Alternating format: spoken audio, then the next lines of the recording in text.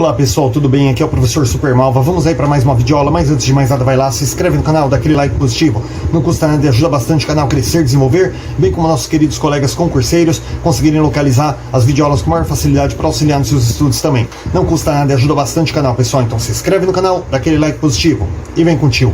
Pessoal, nós vamos aí para a nossa 25ª aula sobre a Referencial Curricular Nacional para Educação Infantil, que trata do conhecimento de mundo. Estamos aí no volume 3, né, que fala aí sobre o conhecimento de mundo. E nós dando continuidade nas últimas aulas, né, nos conteúdos aí que estamos dando nas últimas aulas, nós vamos falar agora sobre as orientações gerais para o professor e vamos falar sobre começar com ambiente alfabetizador. O que é um ambiente alfabetizador? Um ambiente, pessoal, ele é alfabetizador quando, por exemplo, se trabalha bastante, existe uma prática de leitura e de escrita em que as crianças participam, né? Não adianta você ter uma prática de leitura e escrita na escola se as crianças não estiverem presentes, não estiverem participando, contato com aquilo, não vai ter sentido. Então o ambiente só é alfabetizador se ele trabalha práticas de escrita e leitura e as crianças participam dessas situações. Se os adultos com quem as crianças convivem, seja em casa ou na escola, eles oferecem às crianças o contato com leituras diárias, inclusive leituras de jornal, de revista, né? A criança, desde cedo, ela começa a pensar sobre a língua e sobre os seus usos, construindo ideias, né, de como se lê e como se escreve também. Na escola, pessoal, são variadas as formas de comunicação que necessitam da mediação da escrita. Isso acontece, por exemplo, quando se recorre a uma instrução escrita através de uma regra de jogo, quando se lê uma notícia de jornal aí que seja do interesse das crianças, se informa o dia e o horário de uma festa, seja no convite de aniversário, quando se anota alguma coisa para não se esquecer, diversas coisas, um bilhete que o professor escreve para os pais. Então essas diversas situações aí permitem que as crianças elas se informem sobre o seu conteúdo e a intenção. Então as crianças elas vão conhecendo, né? Puxa, que isso? É um bilhetinho para os pais. O que fala? Olha, fala que tal dia não vai ter aula, porque vai ter uma reunião, tal, ou um convite de aniversário, ou um convite para uma festa. Então a criança também ela vai percebendo o conteúdo daquele recado e qual é o gênero daquele recado, se é um convite, se é uma informação, se é uma convocação aos pais. A criança também vai fazendo essas diferenciações. Todas as tarefas que tradicionalmente o professor realizava fora da sala de aula, na ausência das crianças, como preparar convites para reuniões de pais, escrever uma carta para a criança que está se ausentando, ler um bilhete ou qualquer outra coisa, elas podem ser partilhadas com as crianças ou integrarem aí atividades de exploração dos diversos usos da escrita, né, e da leitura. Isso assim, pessoal, quando o professor estiver fazendo alguma coisa ali que requeira a escrita, ele pode estar lendo, ou receber um documento ali da secretaria da escola, tem que estar lendo em voz alta para que as crianças tenham contato com aquilo, para que elas possam também ali ir tendo esse contato da escrita, né, ver aí os diversos usos da escrita, as diversas necessidades dela na vida do cotidiano. Então o professor não tem necessariamente que fazer isso fora das crianças, fora de um ambiente onde as crianças estão, mas fazer isso junto com as crianças também. A participação ativa das crianças nesses eventos de letramento configura um ambiente alfabetizador na instituição. Isso é especialmente importante quando as crianças provêm de comunidades pouco letradas, em que tem pouca oportunidade de presenciar atos de leitura e escrita junto aos parceiros mais experientes. Então, assim, muitas vezes as crianças, né, que vivem em comunidades aí que as famílias não têm o hábito de ler, né, não tem materiais de leitura em casa, muitas vezes a escola é o único lugar onde a criança tem acesso a isso. Então é muito importante quando as crianças vivem em comunidades pouco letradas, aí que não tem esse hábito de ler, né? Isso se faz ainda mais importante na escola. Nesse caso aí, o professor, ele acaba se tornando uma referência muito importante. Se a educação infantil trouxer os diversos textos utilizados nas práticas sociais para dentro da instituição, estará ampliando o acesso ao mundo letrado, cumprindo um papel importante na busca da igualdade pela oportunidade. Então, assim, é legal, pessoal, que a escola, a educação infantil, ela traga de fora notícias de fora, um jornal, uma mensagem, uma notícia na internet que seja relevante para as crianças, trazer essas notícias do cotidiano para dentro da sala de aula, não apenas ler textos em livros e coisas ali pedagógicas, mas ler também notícias de fora, porque a criança, ela vai ter aquele contato com aquela informação, que não apenas o texto vai auxiliá-la no seu estudo, mas também a informação é relevante para ela. Então quando ela chega lá fora, ela vê alguma coisa falando assim, ela fala, puxa, eu vi isso na minha escola, né? Então é muito bacana. Algumas vezes, né, o termo ambiente alfabetizador, ele tem sido confundido com a imagem de uma sala com paredes cobertas de textos expostos, às vezes até com etiquetas nomeando móveis e objetos, né, como se esta fosse uma forma eficiente de expor as crianças à escrita. Então muitas vezes ali o professor adora botar etiqueta em tudo, né, ó, porta, janela, quadro, armário, mesa, cadeira, né, e achando que aquilo ali é alfabetizador, enchendo de escrita na sala de aula. E na verdade você tem que trabalhar isso de uma forma, gente, integrada com as crianças, não ficar colocando um monte de coisa ali esperando que a criança seja autodidata. É necessário considerar que expor as crianças às práticas de leitura e escrita está relacionada com a oferta de oportunidades de participação em situação nas quais a escrita e a leitura se façam necessárias, isto é, nas quais tem uma função real de expressão e comunicação. Como eu acabei de explicar há pouco, né? O professor ali, um documento que ele vai ler, uma mensagem para os pais, um recado, leia em voz alta, permita que as crianças saibam aquilo que o professor está lendo. Dessa forma elas vão ampliando melhor a sua capacidade de leitura, de escrita, de compreensão, tá? E não simplesmente colocar textos aleatórios aí, frases, palavras aleatórias pela sala. A experiência com textos variados e de diferentes gêneros é fundamental para a constituição do ambiente de letramento. A seleção do material escrito, portanto, deve estar guiada pela necessidade de iniciar as crianças no contato com os diversos textos, né, e facilitar a observação de práticas sociais de leitura e escrita, nas quais suas diferentes funções e características sejam consideradas. Então a seleção de material escrito aí, o professor tem que ver bem aquilo que é interessante para as crianças, aquilo que é relevante para elas, tá? Para que as crianças possam, através do interesse, através daquilo que é significativo para elas, ter um contato maior. Porque muitas vezes, se você vai fazer uma leitura que é pouco significativo, que não desperta interesse na criança, pouco ela vai desenvolver, né, a sua habilidade de leitura e escrita, uma vez que o texto ali não tem significado para ela.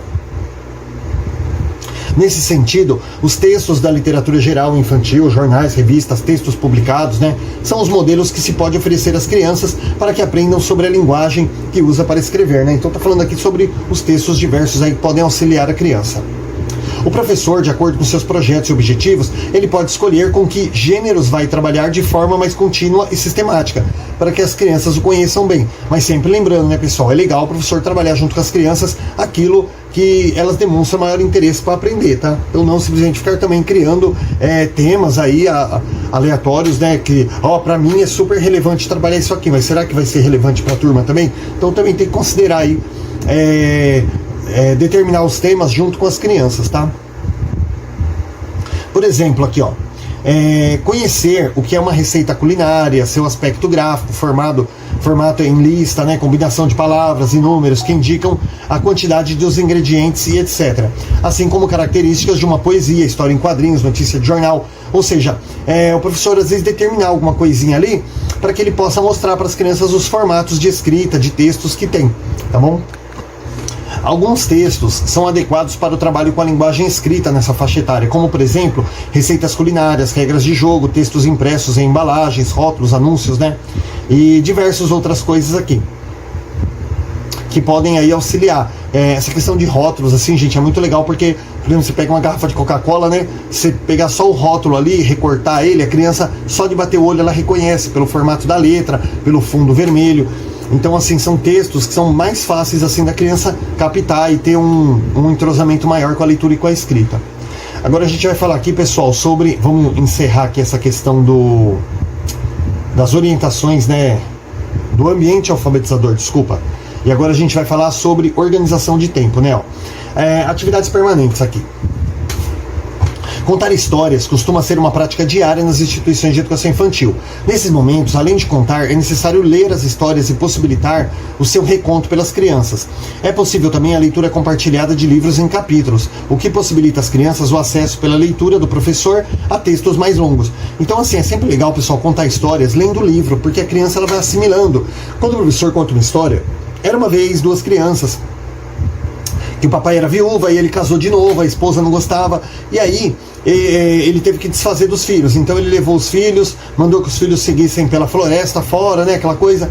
Bom, legal, né, a historinha do João e Maria. Só que se você lê, primeiramente, a leitura ela é diferente, porque você fala, era uma vez duas crianças que moravam com seu papai, e esse papai era viúvo, mas um dia o papai se casou de novo. Quando você voltar a contar essa história, você vai contar exatamente ela igual, porque o texto não muda. E nisso a criança vai se apropriando das falas, vai se apropriando da leitura. Ela vai percebendo também que quando o professor conta a história de forma de improviso ali, de uma forma decorada, que o professor conta a história de uma forma. E quando ele vai ler, a leitura é muito mais rica do que ela contada verbalmente. E tem mais um detalhe, a criança sabe que quando o professor voltar a contar aquela história verbalmente, as palavras mudam. As frases mudam. E quando ele lê a história, a frase continua igualzinha. Dessa forma a criança vai se apropriando. Logo, ela consegue recontar a história sozinha. Então, assim, é muito importante, não que o professor não possa contar uma história, né, de forma livre, mas é muito interessante que ele leia realmente as histórias, porque dessa forma, cada vez que ele recontá-las, a criança ela vai se apropriando mais, porque ela vai reconhecendo as frases que ela já ouviu nas versões anteriores e aquela frase ela não muda. Isso auxilia bastante a criança. Outra atividade permanente interessante é a roda de leitores, em que periodicamente as crianças tomam emprestado um livro da instituição para ler em casa. No dia previamente combinado, as crianças podem relatar suas impressões, comentar o que gostaram ou não, o que pensaram, comparar com outros títulos do mesmo autor, contar uma pequena parte da história para recomendar o livro que entusiasmou a outras crianças. Também, pessoal, isso aqui não menciona, mas ela também ajuda bastante no contato da família com as crianças, nessa questão da leitura, porque muitos pais ali, eles não têm esse hábito de ler para a criança, de conversar, né, de ter aquele tempo com a criança, e muitas vezes essa questão de poder levar o livro para casa faz com que a família acabe tendo que ter esse tempinho, passar esse tempinho de leitura com os filhos, que é muito importante.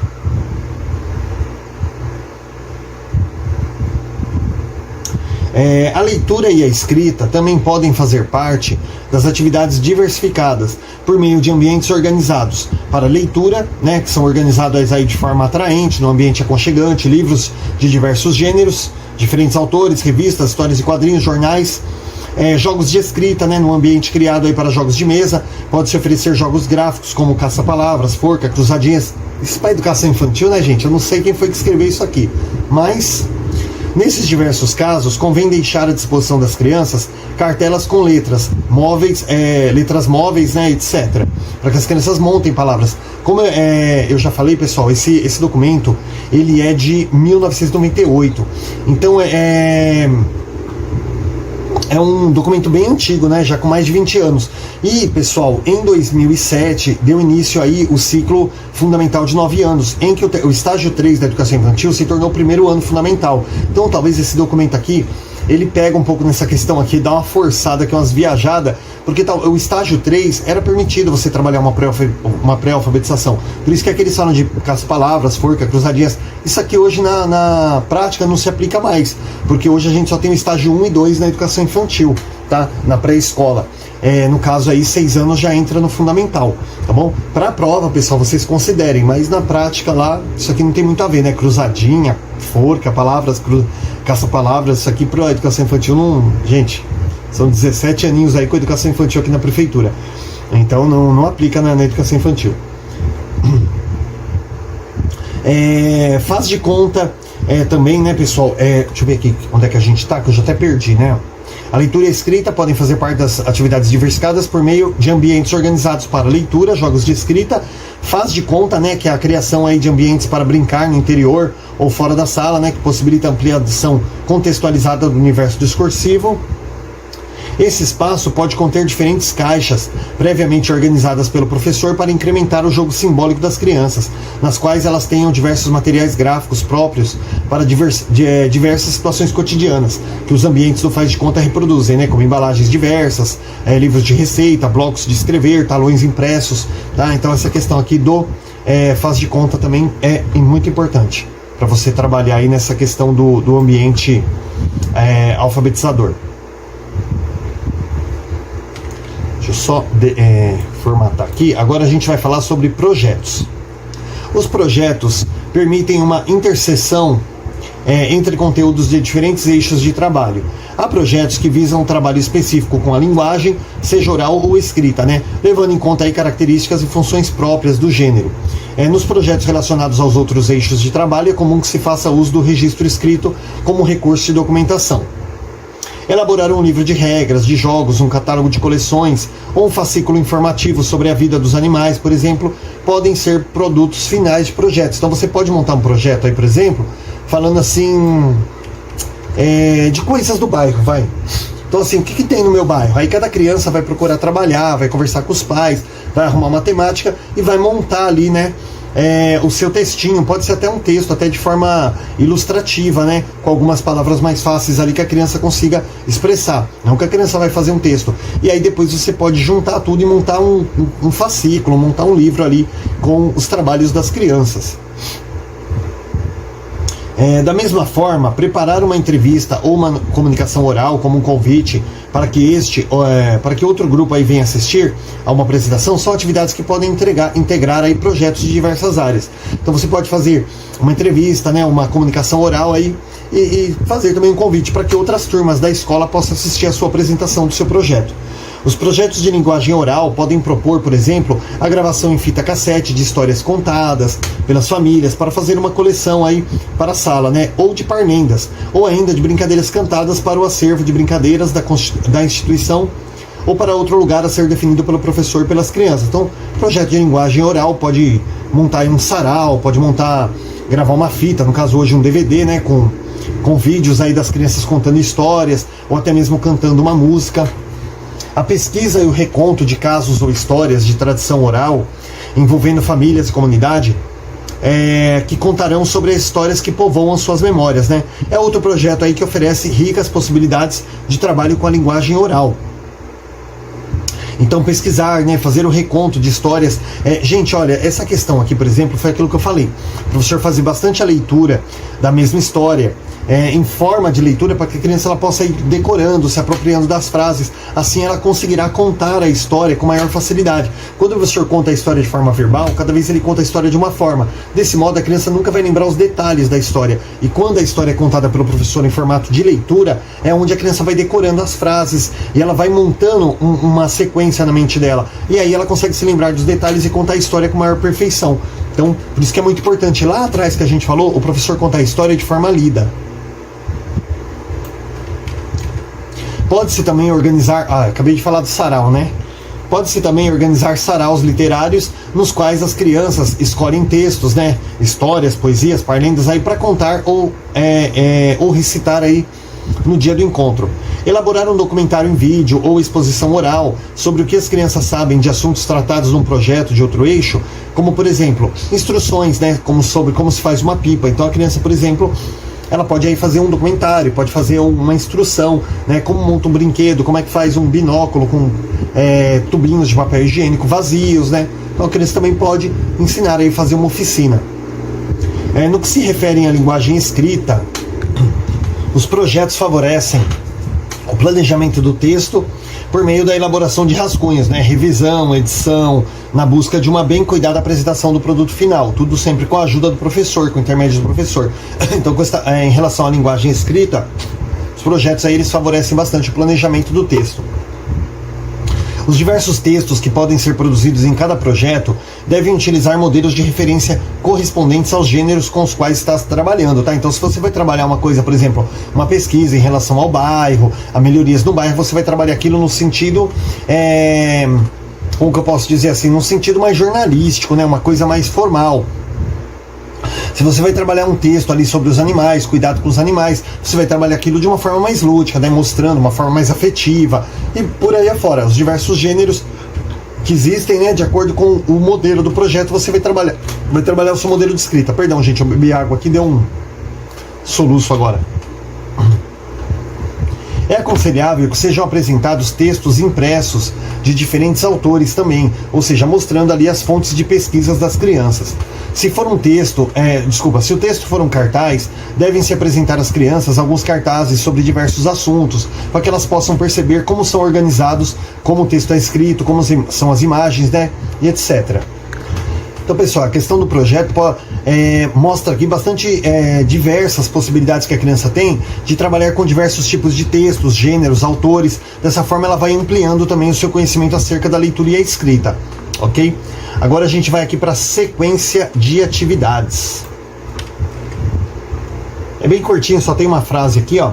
Nas atividades sequenciadas de leitura, pode-se eleger temporariamente textos que propiciem conhecer a diversidade possível existente dentro de um mesmo gênero, como, por exemplo, ler o conjunto da obra de um determinado autor ou ler diferentes contos sobre o Saci Pererê, dragões ou piratas, ou várias versões de uma mesma lenda, tá? Então aqui, ó, tá falando aqui, você pode conhecer diversos gêneros dentro de um único gênero através de várias obras do mesmo autor. Então, talvez você pegue um autor aí que ele escreve tanto um romance, quanto uma história infantil, uma fábula, quanto uma história de terror, e aí você vai descrevendo, você vai conhecendo os diversos gêneros desse autor.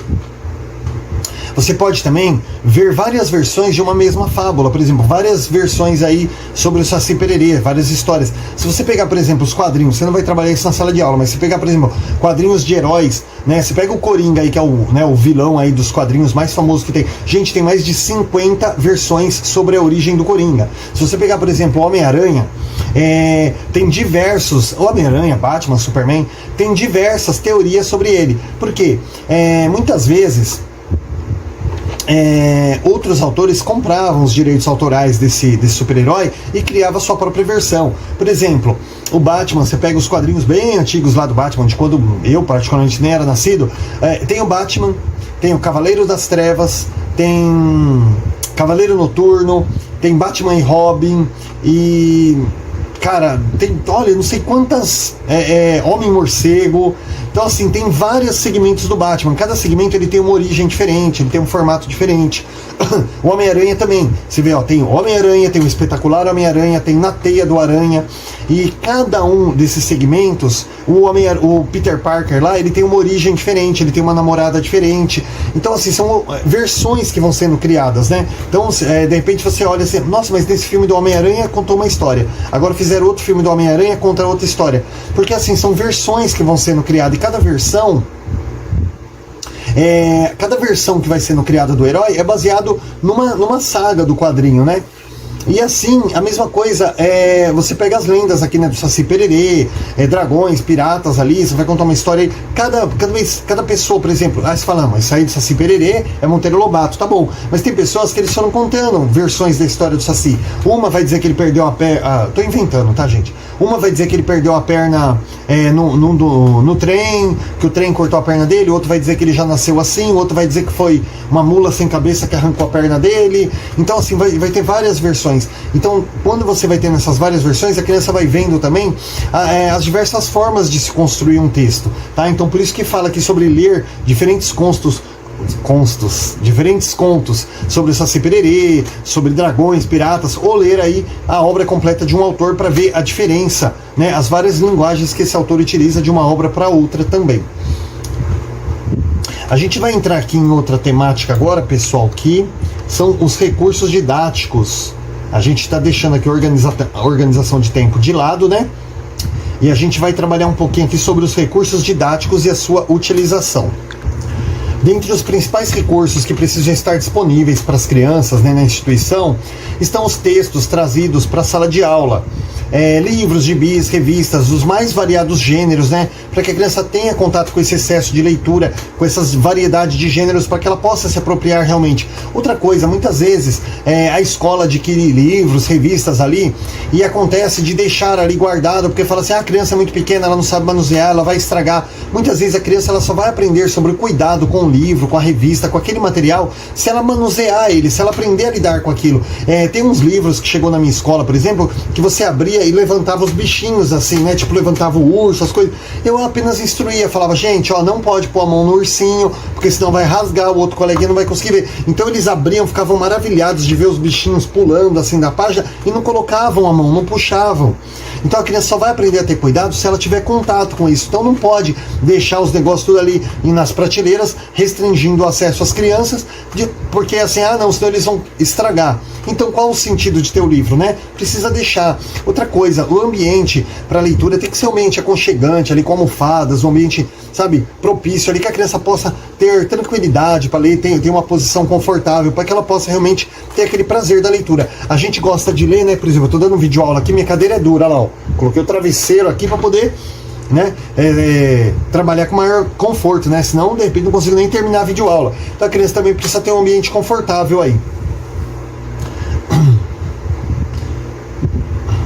Também, se possível, é muito bom ter vários exemplares de uma mesma obra. O que acontece, por exemplo, na minha escola, né? Tem vários exemplares de um mesmo livro, porque às vezes as crianças querem ler a mesma história. Então você tem que ter vários exemplares aí de cada livro, não digo 30 exemplares de cada livro, mas pelo menos vários exemplares, uns 10 de cada um, para que as crianças possam ali também revezar, né? E mais de uma criança ler o mesmo livro ao mesmo tempo. Pode ser usado aí para organização, né, de acervos, coletâneas. Para viabilizar também o diálogo entre interlocutores distantes ou que não se encontram no mesmo ambiente, né? Ter troca de informações, entre outras possibilidades, ou seja, aquela conversa, né? Aquele bate-papo em grupo também. Pode ser utilizado para gravar histórias contadas pelas crianças por meio de rodízios de contadores também. Nessa situação, as crianças elas podem observar o tom e o ritmo de suas falas, refletir sobre a melhor entonação a ser dada em cada momento da história. Então aqui está falando, pessoal, sobre também você poder ter um gravador na sala de aula, que é uma coisa meio utópica, né? Mas ter um gravador na sala para que a criança ela possa ouvir sua voz e possa estar melhorando também as suas falas. Eu, por exemplo, vou evoluindo nos meus vídeos à medida que eu vou assistindo, né? Vendo aí, por exemplo, se eu falo muito o pessoal já falou que eu falo muito pessoal, né? O tempo todo assim, ó, pessoal, não sei o que, pessoal, né? Eu preciso cortar esse pessoal aí dos meus vídeos, né? Dar uma diminuída. Então eu vou melhorando aos poucos. Outra possibilidade interessante é utilizar a gravação das rodas de conversa ou outras situações de interlocução também. Contudo, o professor ele pode promover novas atividades, né, para que as crianças reformulem suas perguntas, justifiquem suas opiniões, expliquem a informação, né, que possuem, né, explicitem desacordos aí também, porque que uma pensa diferente da outra. Então aqui, pessoal, olha eu falando pessoal de novo aí, meu Deus do céu. Aqui a gente falou bastante sobre os recursos didáticos, né, a importância aí dos recursos. Não adianta a gente trabalhar só de uma forma teórica, porque se a gente trabalhar só de forma teórica, a criança ela não vai se apropriar dos conteúdos, ou seja, é necessário bastante material didático à disposição e ao alcance das crianças para que elas possam realmente ter contato com aquilo e possam evoluir. E também só vão aprender a cuidar do material se elas tiverem contato com esse material. Tá? A gente vai ficando por aqui e na próxima aula a gente vai falar sobre observação, registro e avaliação formativa dessa temática. Tá? Por enquanto, se inscreve no canal, dá aquele like positivo, bons estudos e até a próxima aula.